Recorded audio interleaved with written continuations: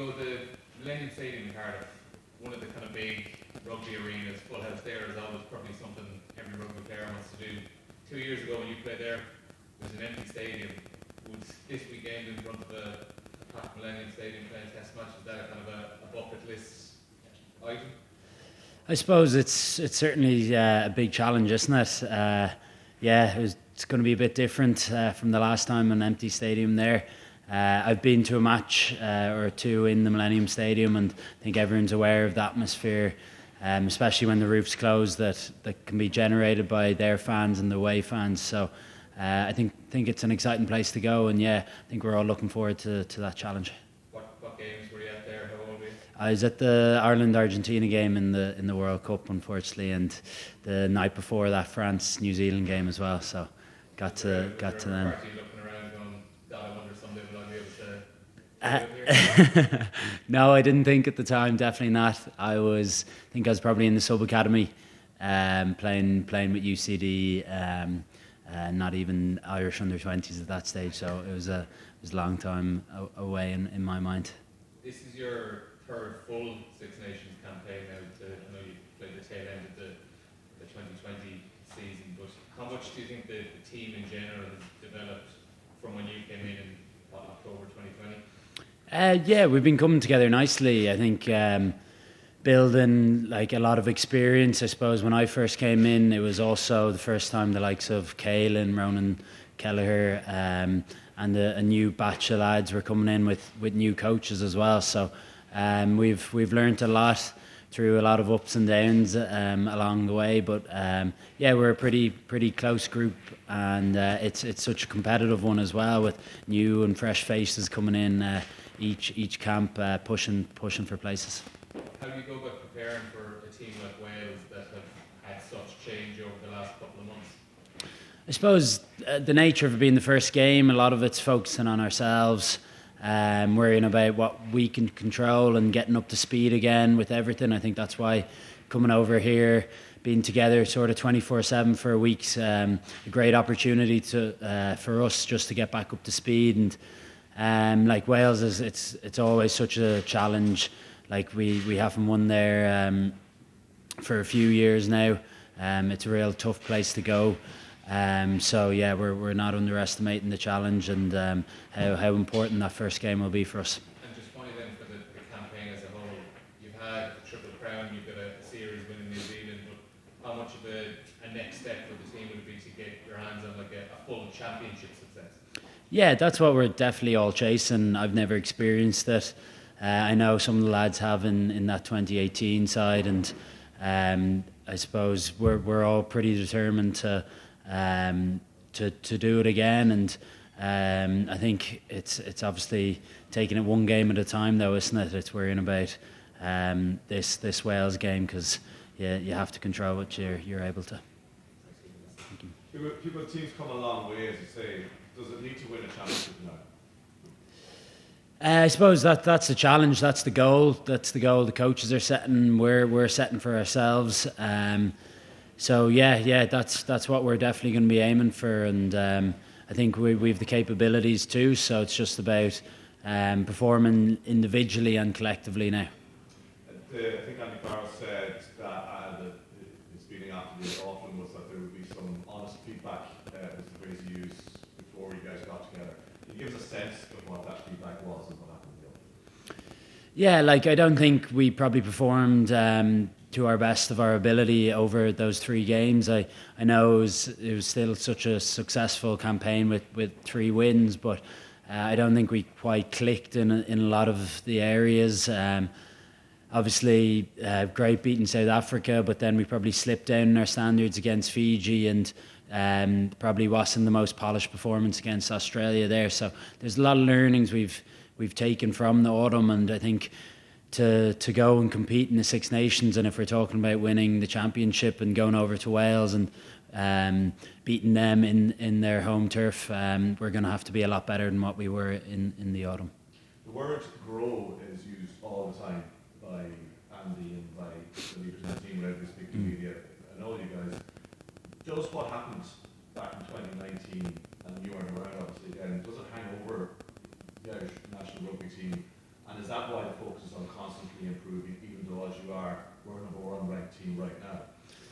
Like, I don't think so. I think people who were part of that squad in 2019 definitely use it as extra motivation to bring it into, I suppose, this next year, bring it into this Six Nations as that extra bit of fuel. And I don't think you can dwell on it too much. I don't think you can think about it too much or add any more pressure, because it's just about performing to our potential and knowing what we can do in a group here together and just worrying about that.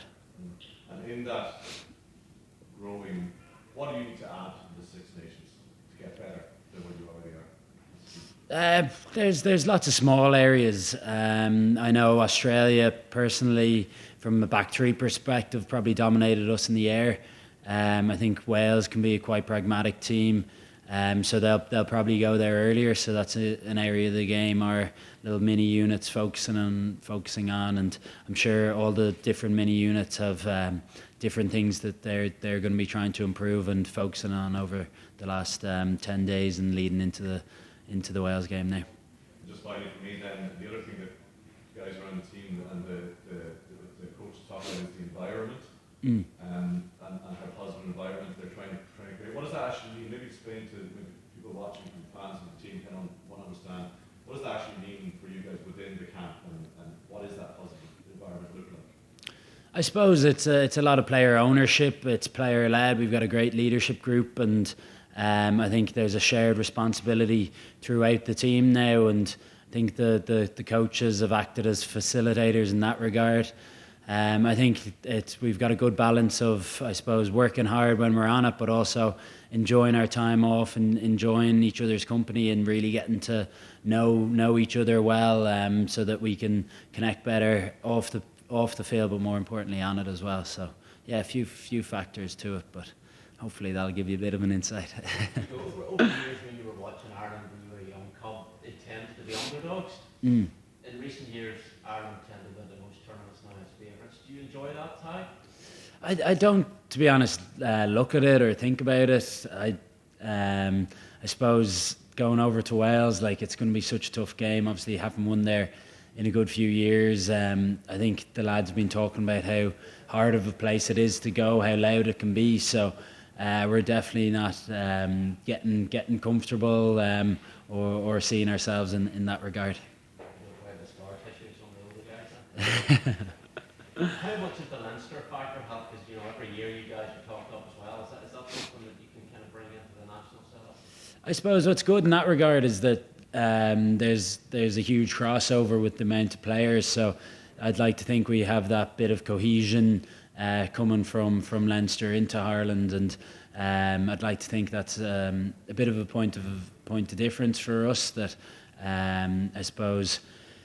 Yeah, we're building connections with guys from different provinces, but people are slotting in seamlessly, and we've already grown those over the last few years, whether here with Ireland or with Leinster, bringing it into this campaign. A lot of people at home will look at this and know the guys are out in the sun enjoying themselves, but in terms of the challenge of getting up to speed, how big is the last week, the last few days running into this game to try and put the finishing touches in place? Yeah, like it's a test week, and they're always intense, always tough training sessions, always a lot of detail to get over. So unfortunately, it's definitely no holiday here. So we've had a really productive couple of days here, and it's a big end to the week now for us. We've got one more proper tough training session tomorrow, and I think that'll just finalise all the little details. The last few learning points from sessions and taking it in so that we're feeling good come Saturday. Just like how the preparation's been over the last few days, nice to be able to get away from the wind in Dublin. Yeah, big time. I think you're all probably enjoying a bit of the sun now as well. Since we got here, it's a bit cold in the mornings, but once the sun comes out, it's been pretty good. So getting to train in this, in dry weather has been key for us. A lot of the time we end up training indoors back in the HBC in Dublin because it can get so windy down there. So it's been massive for our preparations in terms of getting to train the full pitch and get through all our detail and our reps. Have you been doing anything different in comparison to the last camp back in November? Not really. No, I think we're maybe small little adjustments in terms of how the day goes and stuff like that. But generally, it's very similar. But even when we're here, we have the same kind of structure of a day. When we go to the HPC, we're there for the whole day. The only difference is we go back to the hotel for a bit of lunch here and then come back here for our weights later. So as the day goes, it's pretty similar to back in Dublin. Since the last Six Nations, there have been a couple of coaching changes. It's very interesting to see something shaken up like that. It certainly kind of does it focus the mind a little bit more coming into a year? Yeah, of course, and I guess you don't really know what to expect. When you're reviewing the likes of Wales and even England, they could completely change to what they've been doing over the last 12, 18 months, and that makes it a lot more difficult in terms of knowing what's coming. But in terms of our own preparation, we very much focus on ourselves going into these kind of types of games. I think it's just defensively, we don't know what kind of attack shape Wales or the likes of England are going to show this campaign, and we just have to be prepared for anything they throw at us. And just finally then for me, what do you think you can expect from Wales? I know you said there's a lot of uncertainty and you're trying to focus on yourself, but what do you think would be the fundamentals? Well, I think everyone knows there's going to be a reaction out of them, isn't there? With Gatlin back and a lot of new coaching staff gone in there, I think there's going to be a response to that, and I think they're at home. So no matter who's coaching Wales, when Wales are at home, they're a difficult team to play against. So I think they're going to come. They're going to try and be physical, and I can imagine they're planning on being direct. And I know that Gats has said that's part of the plan, is to come at us physically, because I think they can get an upper hand on us there. So we'll be expecting that, and we'll certainly be ready for it and be looking to hopefully get one up on them. Tadhg, everyone knows this is no ordinary year, and you come into it as world number one ranked team. I'm interested to know how the coaches frame where you are as a team heading into this most potentially significant of years. I think it's a Six Nations, so every Six Nations you go in with the intention of winning it, and that's exactly what we've come in and set our goals to do, is come in and win the Six Nations. In terms of looking any further ahead, we haven't, because I think if we can build over the next 8 weeks, then come the summer we can then look at the World Cup and continue to build from what we've done in the Six Nations. So right now it's about building on from everything that we've done in the past and learning from what we haven't gotten right, and trying to improve week in, week out. You said we're number one ranked in the world, so no matter who we come up against, we have a target on our back. That's just the reality of being number one. If we were playing a number one team in the world, it'd be the same thing. We'd want to scalp off them. So it's pretty exciting in my opinion, and look forward to the challenge when I get to be on the pitch, being able to put our best foot forward and hopefully show and maintain that number one spot. So you hear experts and people discussing on podcasts with the opinion that maybe forget about the Six Nations a bit. It's all a bit World Cup for Ireland. That Ireland should use the Six Nations to experiment with players. From what you're saying there, what a lot of players are saying, I presume the message is the message completely the opposite of that from the coaches and within the camp. Is that how it's communicated to these players? Yeah, we're here to win. That's what we want to do. I think you're talking about experimenting. If I don't know if I'll be here this time next year in the Six Nations, who knows? So I want to be involved every single game if I can be, and I obviously want to win this championship. I've never won it before, so that's the mindset of all the players, and I think it's pretty clear that that'll probably be the mindset of the coaches as well, that they want to win this competition. Ireland's record in Cardiff in recent times, in the Six Nations at least, is not Poor. good. From the outside looking at it, we think of the atmosphere, the anthems, the intensity of the whole experience. As a player, what makes it so hard to win there? Yeah, I think it's a big occasion. We've spoken about that this week, of how big of an occasion it can be. Like, not to be shocked by the noise, not to be shocked by the intensity that they can bring being at home. That's on us to be able to deal with those pressures. And in the past, the last couple of times I've played there, my first cap in Six Nations was there, and unfortunately it didn't go particularly well. They ended up winning the Grand Slam last game of the season, and that was my first experience of it. And I'd be lying if I said it didn't really shock me in terms of the noise level and it's just the intensity of the game. So I think it's important for us to, anyone who hasn't played there before, is making them aware of how intense this game will be and how good Wales can be at home. And if we can go in prepared and ready for that, then I think we'll be in a very good place. Last one for me then. Yeah, great. Just have to pretend you're not there sometimes. It can be.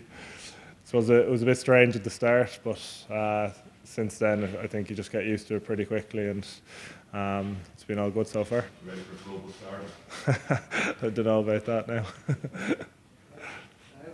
closely do you actually consider staying in Wales and playing for Wales? Did you talk to Captain at all about that? Was it something that was on the table when you were over to Cardiff when you came home? Yeah, I think I never I only want to play for Ireland. That was the reality, and I think when it became a talking point that I had an opportunity to play for Ireland, the only thing I wanted to do was come back and play for Ireland. So, I didn't have a conversation with Warren, but I did have a conversation with Wayne before I left Scarlets, and he tried to encourage me to stay, because he did say that the World Cup was the following year and I'd be qualified for it and all that. But I think I had made my decision already that I'd wanted to wear green for the World Cup, not to be in red. So it didn't really cross my mind too much, to be honest, because I wanted to play in green. Now, if I felt I didn't have a chance, maybe it would have been a different conversation. Is it a special fixture for you in the West, going back there? Yeah, of course. My wife is Welsh. Her whole family are Welsh, so I'm over and back to Wales every so often. So, I had a brilliant time over there, and a lot of people that I know, I'll come up against a few lads that I played with, and all of that. So, yeah, it's a cool fixture to get to play in. But I think, as I said, my wife might be Welsh, but she'll be wearing green on Saturday. What did you learn about the Welsh mentality during your time there, and how they're able to, whatever's going on outside, they're able to perform? I learned that they're incredibly passionate about the Welsh, the Welsh flag and the actual Welsh team. I think, watching those lads head off, they'd be very excited going away, and they were very passionate about playing for their country. And much like in here, they're so much like a lot of countries, but I suppose when you're from the outside looking in, you get to see that firsthand, how much that means to them. And I suppose they show that at times, especially at home, how much the playing for Wales means to them. Sorry, one more. The game in Cardiff 2 years ago, is that one, when you look back, that kind of still sticks in the craw about how the game unfolded? And I'm just wondering, did it have any significance in the team's evolution? Were there important lessons learned there? Yeah, massively. I think massive lessons learned. I think, we obviously lost Pete early on in that game, and we showed a lot of character to stay in the game and put ourselves in a very good position to almost rob it back at the end. And I think we learnt a lot from that game. Of course, I think there was a lot of moments in that game that we just knocked off, and we kind of let them back into the game when we didn't need to. Forcing things coming out of our, when we were exiting outside our 22, we were forcing a few things and making silly errors there. And I feel like we've learned and we've come a long way since that day. I think if you watch that game and you compare that to how we play now, it's we've come on a long way. So of course, someone made the joke in here, if you make a mistake, how long does it last? And one of the lads says 30-40 years. But I think in the moment you have to move on pretty quickly, but that will always probably sit in the back of my mind at some point, because that was one of those games that we could have won, but we didn't. So you just have to move on.